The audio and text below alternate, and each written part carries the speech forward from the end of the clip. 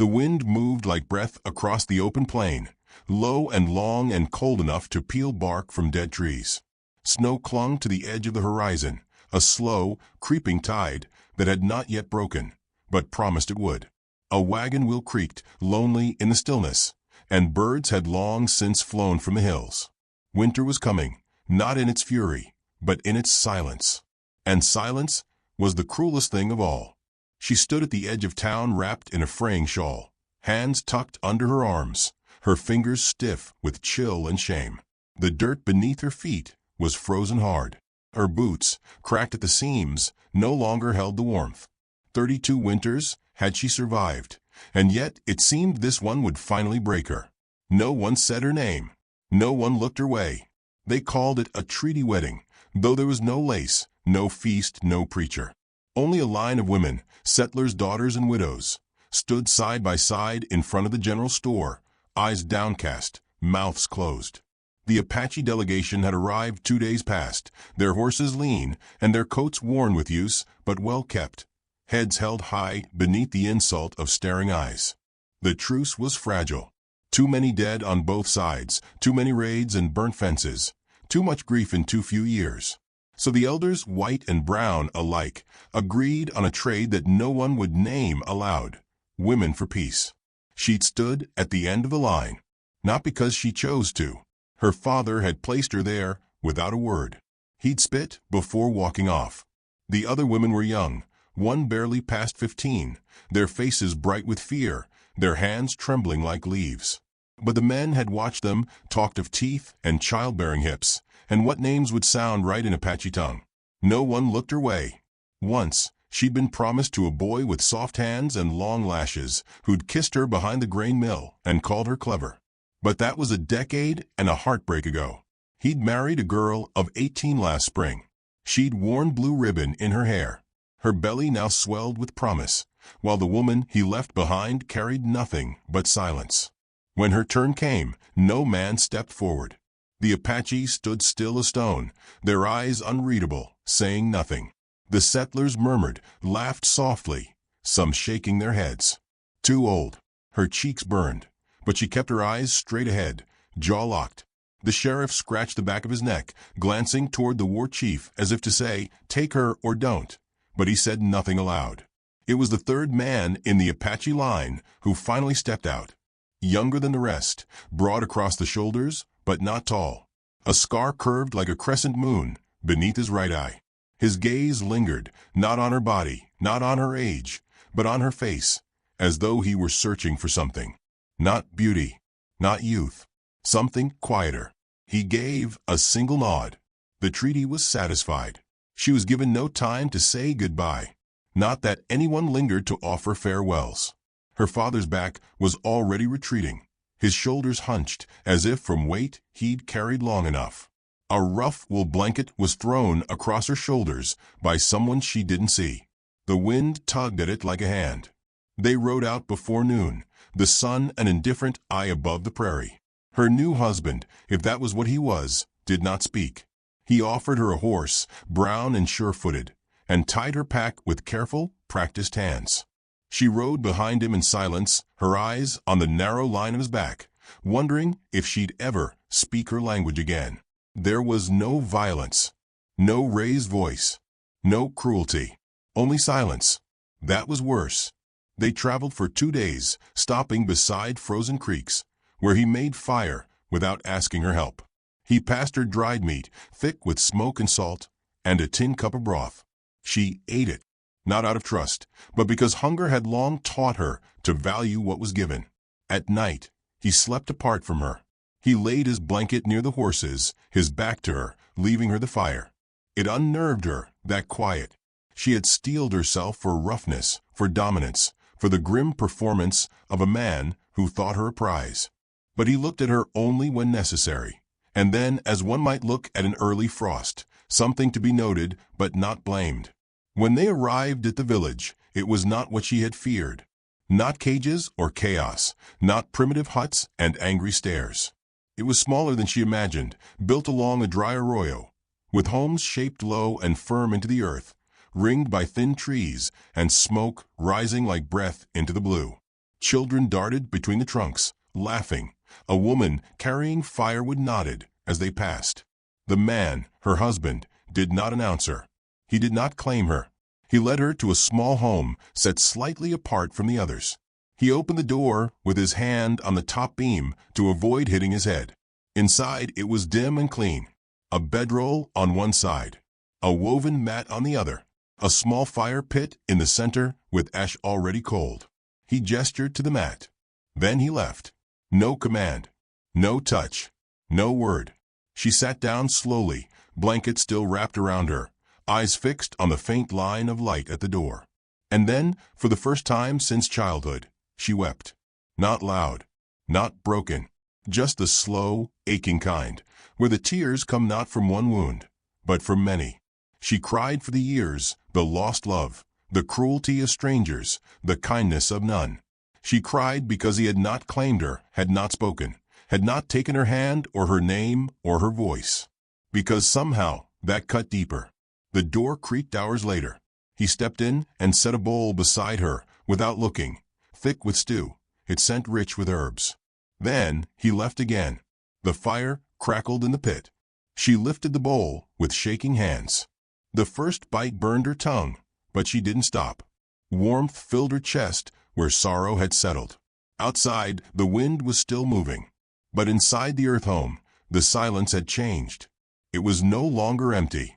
It was waiting. And she realized, not for the first time, but for the last, that perhaps there was something worse than being unchosen. It was being chosen for the wrong reasons. But this man, this stranger, with quiet hands and a gaze that did not flinch, had chosen her when no one else would. Not because she was beautiful. Not because she was young. Not because she was desperate. He had simply seen her standing alone. And he had stepped forward. The morning after she arrived, she woke to the scent of cedar smoke and cold air pressing against her face. A woven blanket, one she did not recognize, had been placed over her sometime in the night. Thicker than her own, softer too. She touched it with cautious fingers, then folded it neatly and set aside. He was already gone. Outside, the camp stirred. She heard the dull rhythm of wood being chopped, the clatter of a cooking pot, the high laugh of a child. Life moved forward without her, like a river she had not yet learned to cross.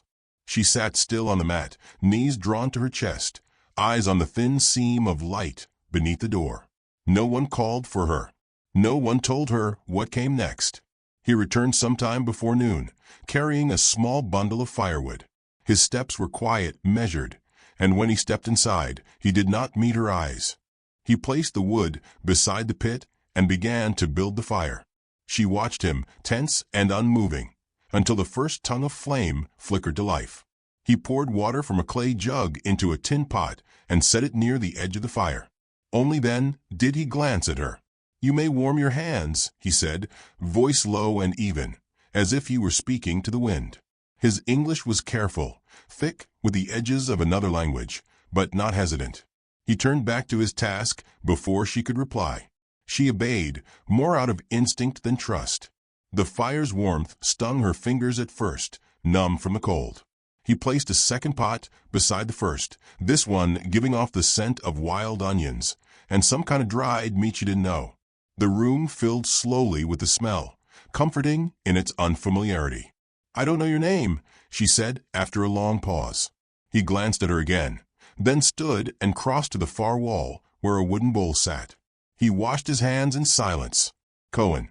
She repeated it softly. It felt strange in her mouth, like a song she didn't yet know the rhythm to. He didn't ask for hers.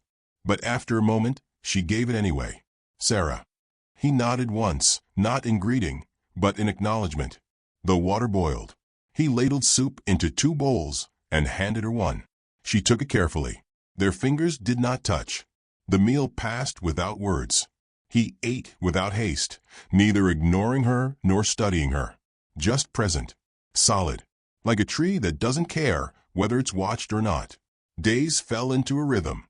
He rose before light, always gone when she opened her eyes.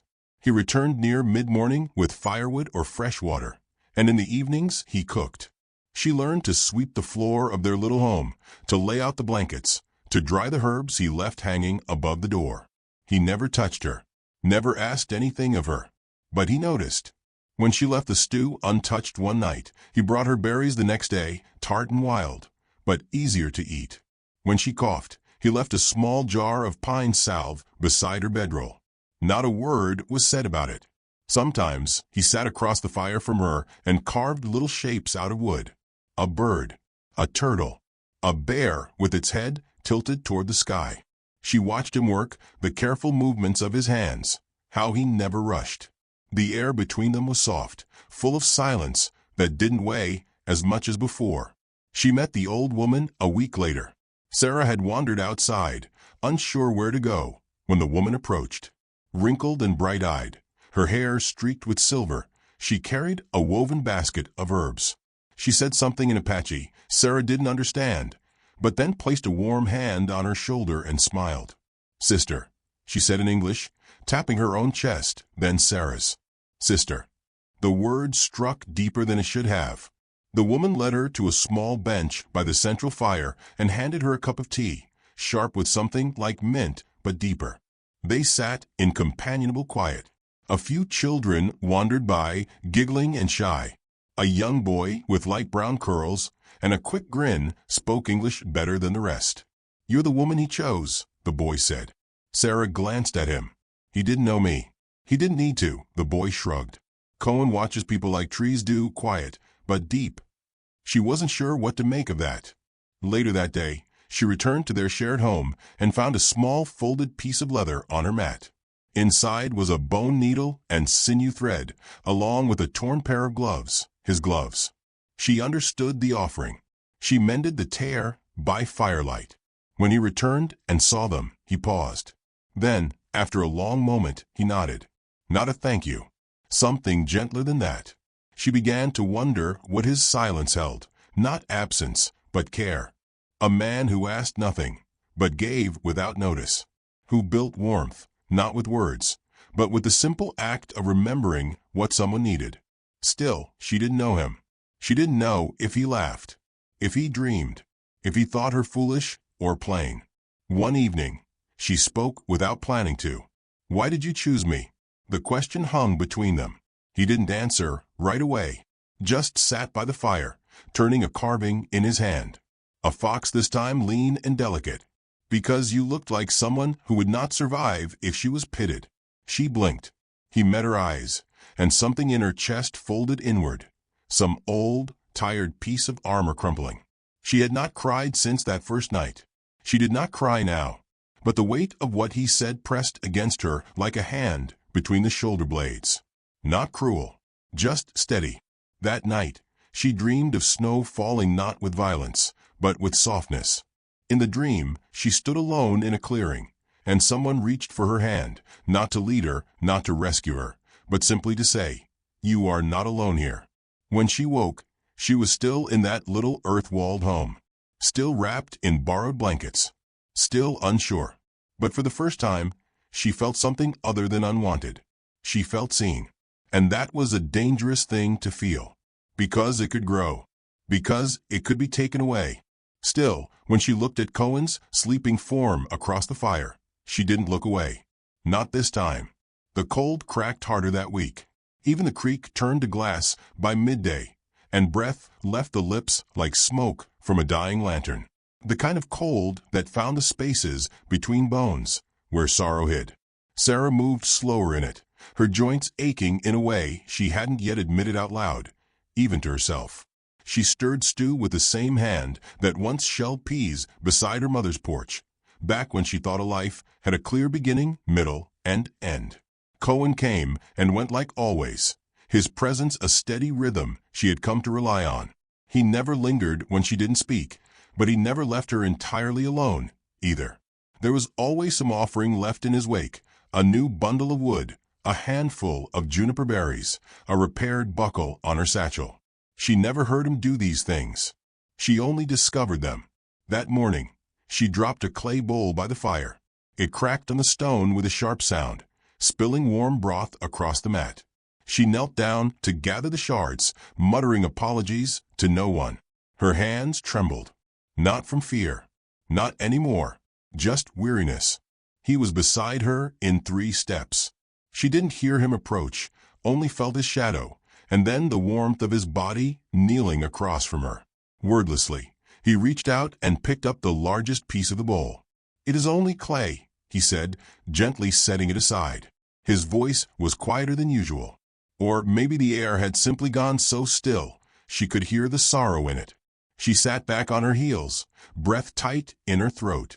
"Everything breaks," she whispered. He met her eyes. "But not everything stays broken."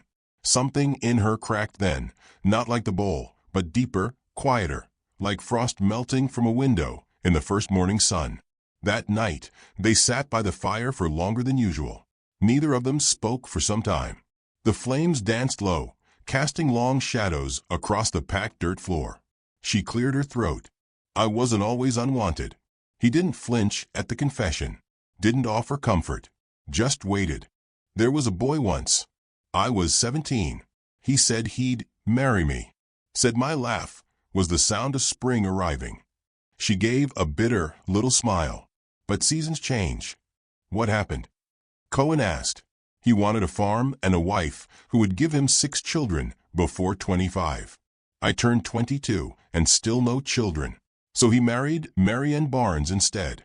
Her hands were small. That mattered to him." Cohen nodded, not with judgment, but understanding. People see what they want, and stop seeing when it's no longer convenient. Outside, wind rattled the hide covering the doorway. She leaned forward, fingers stretched toward the flame. "I was angry for years," she said. "Not because he left, but because everyone acted like it made sense. Like I'd somehow missed my turn on the road." Cohen poked the fire with a stick, stirring embers. "There is no road, only walking." She laughed, soft, surprised. "You speak like someone who's older than you look." He shrugged. "Listening makes you older." For a while, they sat without speaking again. The fire popped, a small reminder that warmth required tending. "What about you?" she asked. "What about me? Why did you choose to take a woman you didn't know, one the others didn't want?" He thought for a long time. "My mother was taken by white men when I was small. She came back with her spirit wounded, like a horse too long ridden. She never smiled again." He paused.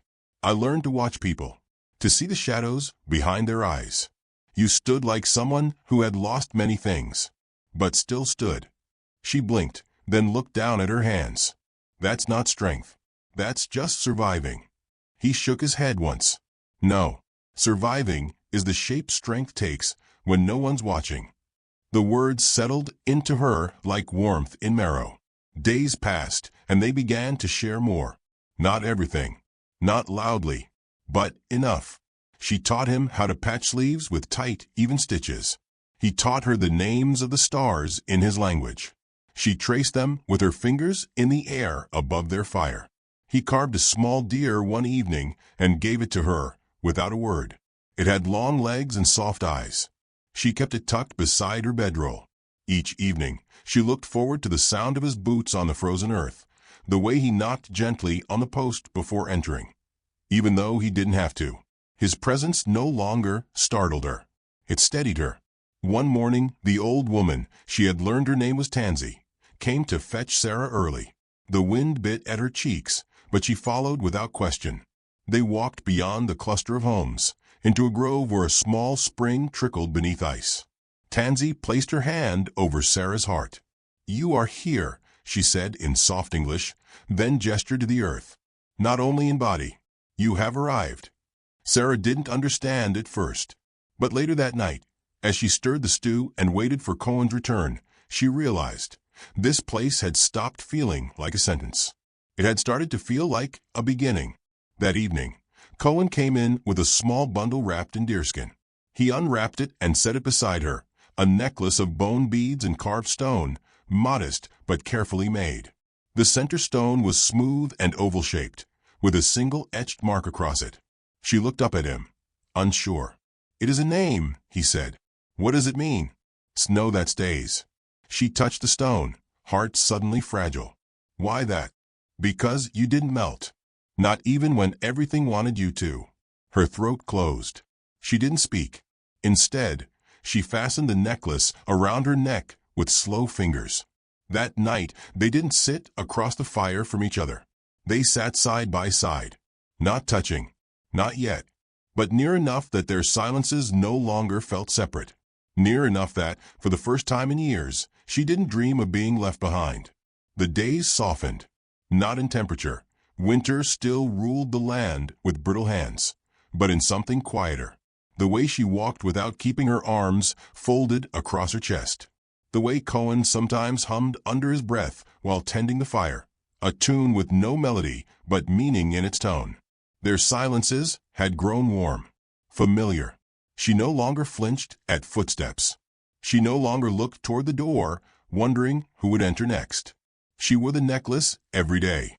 Some mornings, Tansy would call her from the doorway, beckon her out to help grind herbs or prepare thick salves in smooth stone bowls. Sarah listened, learned, repeated the words in Apache as best she could. The old woman corrected her gently, never mocking, only nodding when she got it right. Snow that stays, they called her. At first, the name made her uncomfortable, like a coat too fine for the back it was given. But she began to understand. Not all strength was loud. Not all belonging required birthright. Children came to her now. One girl offered her a braid of corn husks shaped into a doll. A boy with 2 missing front teeth asked if she could sing. She couldn't remember the last time someone had asked her to sing. When she did, it came out quiet and breathy, but the boy listened like she was gold. Evening meals became something shared. A neighbor would bring beans one night, dried apples another. Sarah began trading. Her stitching, her knowledge of settler soap, her ability to patch leather clean and tight. They gave her space, but they did not keep her outside the circle. Cohen remained constant, still quiet, still watching more than speaking. But he began to ask her things now, small things. Whether she liked her tea strong or soft. Whether her feet got cold at night. Whether she missed the sky of her childhood. She answered honestly. And each time, his silence after seemed to say, "I hear you." But peace in the west never stayed long. One afternoon, the horizon darkened, not with weather, but with riders. Cohen noticed first. He stood outside with a bow in hand, not drawn, not threatening, just alert. Sarah followed his gaze. Settlers. 6 of them. Familiar faces blurred by time, but sharpened by memory. Men who used to drink on her father's porch. One who had once danced with her when she wore yellow and was still called pretty. And, at the front of them all, Thomas Wilkes. The man who had promised her a life. The man who had left her for a younger, softer version of herself. His beard was fuller now, but his eyes were just as small. They dismounted at the edge of the village.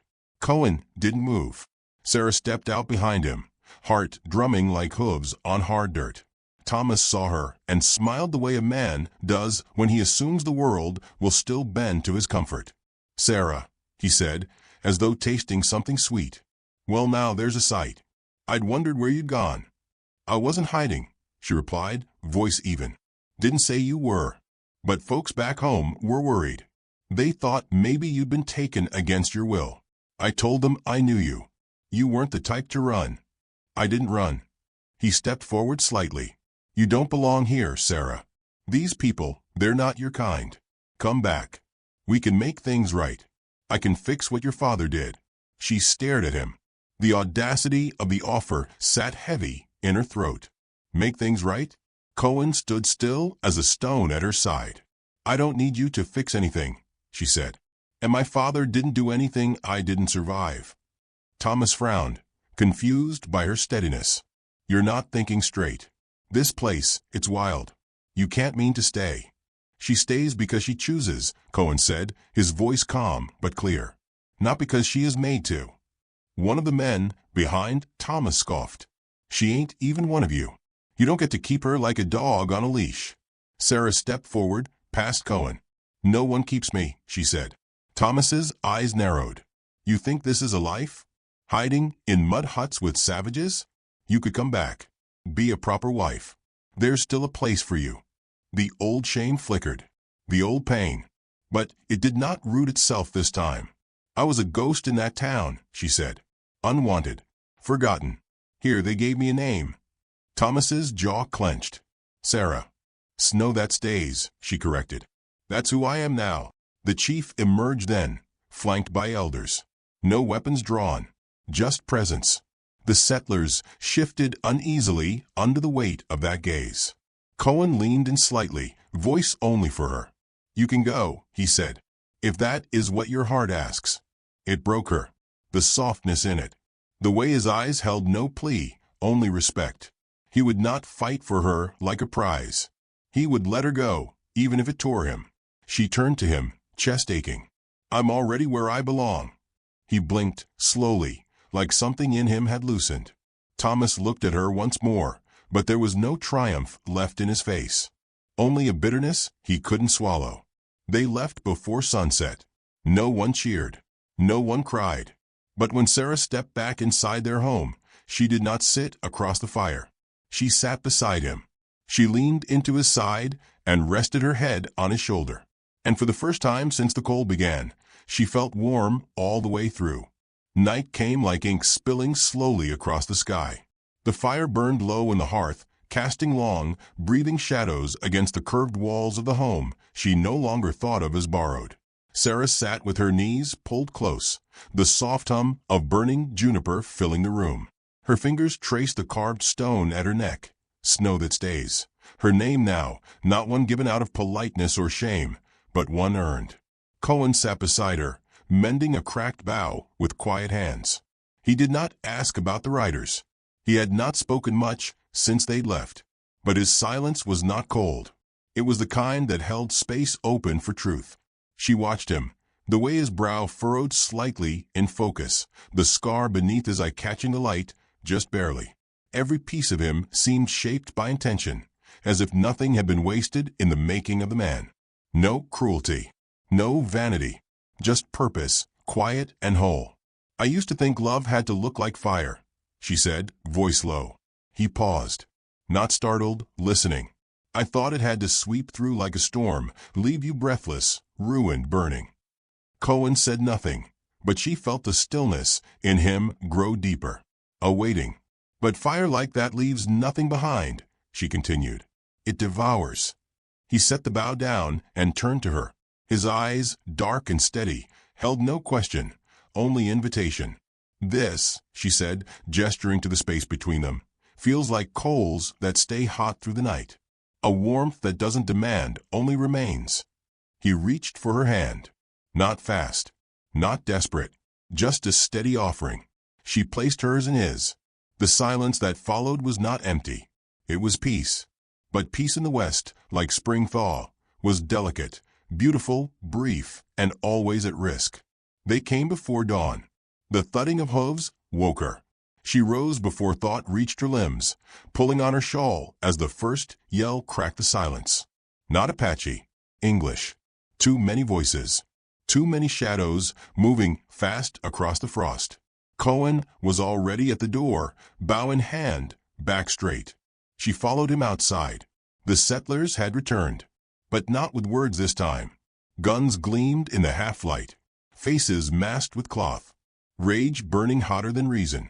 And at the front, Thomas Wilkes, jaw clenched, eyes wild. He held a rifle, its barrel catching the first orange blush of morning. She's coming with me, he shouted. This ain't how it ends. Sarah stepped forward before Cohen could speak. Her heart beat, so loud she could feel it in her throat. You said I was unwanted, she called out. You left me in silence. Now you raise your voice only to command. You're a white woman, he snapped. This isn't your world. This ain't your people. Behind her, the village stood still. Men and women with spears, bows, some with nothing but kitchen blades in hand, their feet bare on cold earth. They didn't speak either. They simply stood behind her. I chose this, Sarah said, with eyes open, with heart steady. You don't get to rewrite the story just because you lost your place in it. He raised the rifle.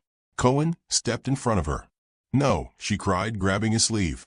But he did not flinch, did not draw weapon or shout or threaten. He stood still, silent, the kind of stillness that dares the storm to strike. For one long breath, the world froze. Then, like a wave breaking, the villagers stepped forward in unison. No war cry, no violence, just presence. It was enough. Thomas faltered. A flicker of something, shame, maybe, passed across his face. Or fear. He backed away, slowly at first, then faster, retreating behind the men who had followed him in blind pride. One by one, they turned and fled. The silence that followed was full of breath. Cohen turned to her. She let the air fall out of her chest. And then she laughed, not loud, not hysterical. Just the soft sound of relief, finally allowed. He brushed a strand of wind-tangled hair from her cheek. "I knew you would not run." She smiled. "I had nowhere to run from."